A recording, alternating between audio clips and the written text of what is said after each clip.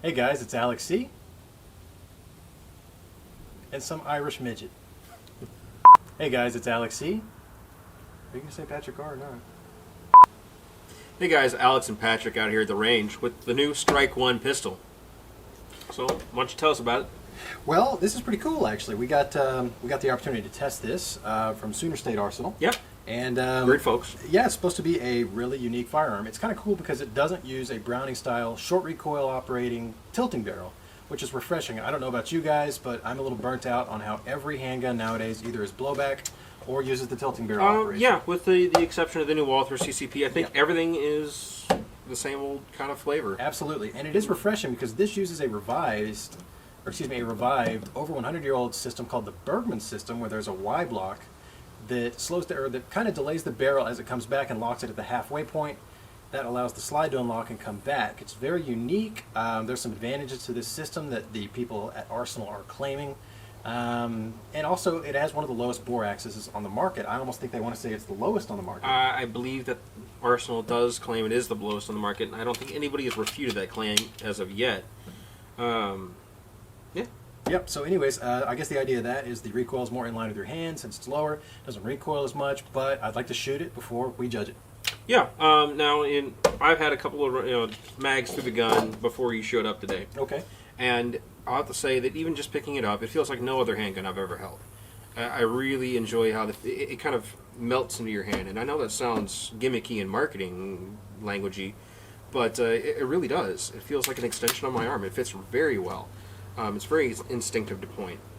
Yeah, it is. It's definitely unique. I can tell you just by holding it, it's a very large pistol. However, the grip's quite slim, so it's not too hard to grab onto.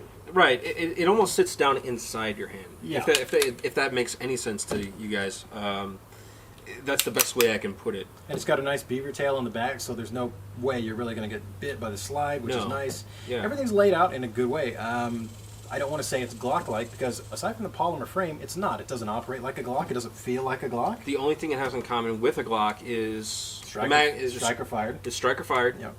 The magazine capacity, and it's black and plastic. Right. That's about it. Well, without much further ado, I say we put it through its paces. Yeah. Let's do it.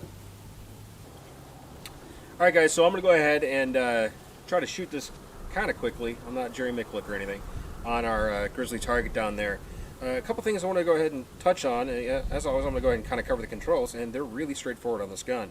It's got a standard trigger. It's a very nice wide trigger. It's very comfortable, but it's not. You don't have any little safe action nonsense like you do on a Glock or an MP. It does do the same. It has the same mechanism in it, but you can't tell. Your mag release is right here. Now, Ian McCollum noticed in one of his videos where they were reviewing this gun that you can go ahead and press the mag release so hard that it'll stay in, and you no longer have a magazine that works. It's easily remedied by popping it back out, but it's kind of a negative in my eyes.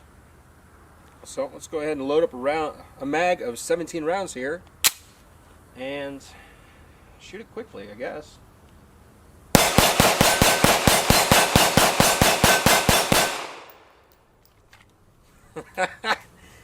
That's pretty awesome. While I may not be Jerry Micklick, I sure do feel like him right now. I'm starting to fall in love with this little polymer Russian, Italian Wonder 9 thing.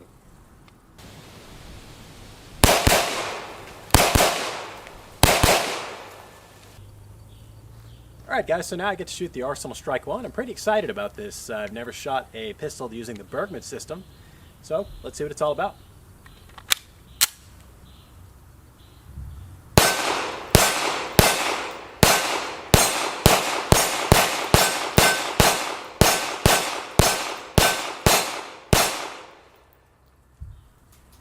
I really like that. I will say, the bore axis and everything like that is not a voodoo or a marketing gimmick. It really does direct a lot of the recoil straight back, reduces muzzle flip, at least it feels like to me.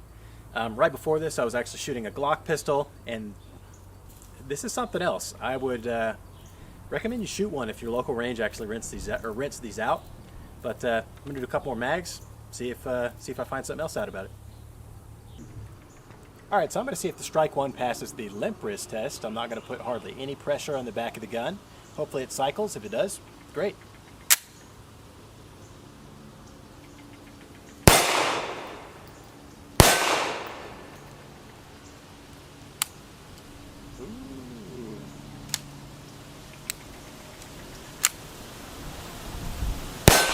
That was a genuine dud rather than a lip wrist. So.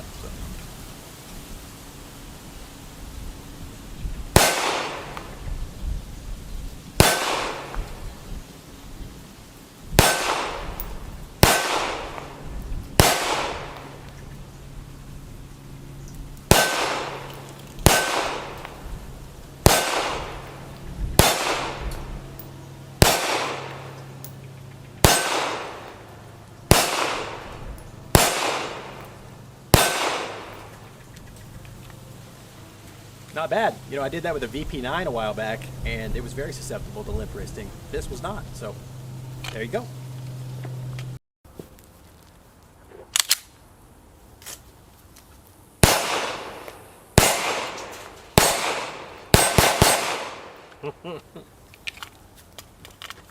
Man, this is a pretty damn sweet shooter. Miles. Hey, What's up, man? Hey. I didn't know you were here. Yeah, just came down So- from Indiana. Cool. What's this new thing? Got the Arsenal Strike one out here. Ah, Let's give it a shot. Heard a lot about it. Yeah. Yeah, man. I don't have any more ammo. Where the hell did you get that? Don't tell anyone.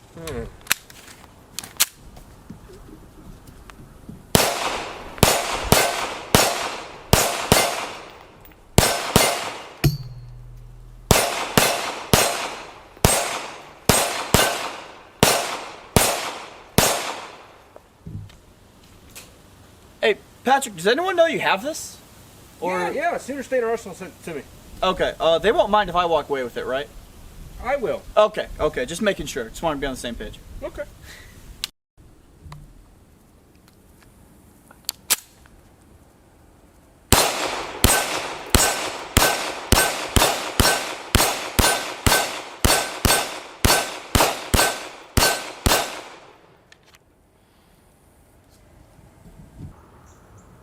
Alright guys, so we just finished our range day with the Strike 1 pistol from Arsenal Firearms. I want to go ahead and extend a special thank you to Lori at Sooner State Arsenal for sending us this pistol for review. I have to say, she really did me a favor because I've been itching to fire one of these things for a while. Oh, yeah, you have.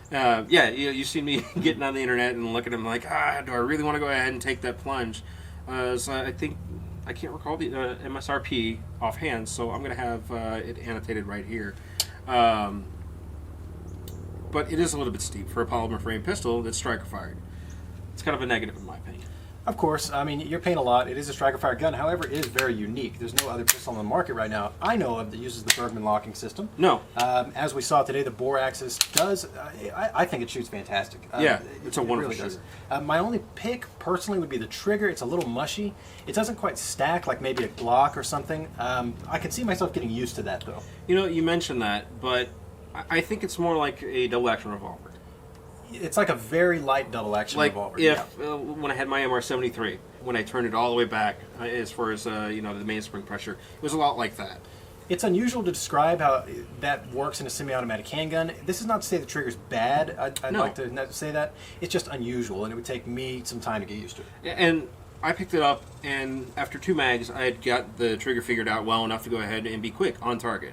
When you're dealing with pistols shooting quickly and accurately, you're talking about a torso-sized target at 15 yards, and you're doing pretty good. And I'm not the greatest pistol shot in the world, but I was able to do that with this gun after a couple mags. Yeah, absolutely. Now, like Patrick said, it is a premium-priced handgun, but it is a premium handgun. It really is. And when people think polymer frame handguns, they don't think, oh, that's a premium handgun right there. Right.